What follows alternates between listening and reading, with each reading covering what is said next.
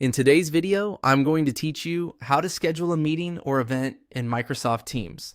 Whether you're planning a quick sync or a larger event, I'll walk you through the essentials so your invite is clear, professional, and easy for everyone to join. Start by opening Microsoft Teams, either in the desktop app or your web browser.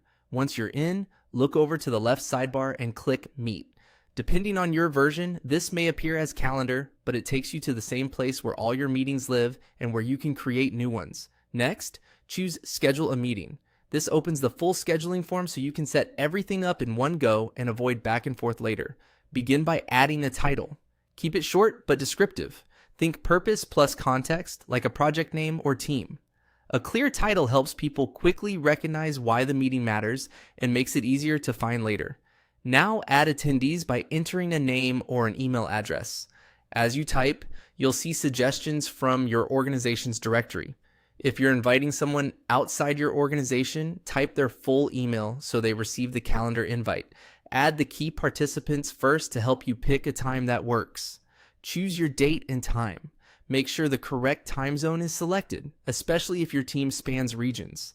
Pick a realistic duration, and if you're trying to minimize conflicts, glance at the availability hints Teams provides as you adjust the start and end times.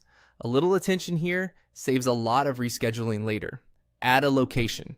If this is an online meeting, the Teams meeting link will be included automatically once you save, so you can simply leave the location as is. If the session is in person or hybrid, type the room name or location details so attendees know exactly where to go.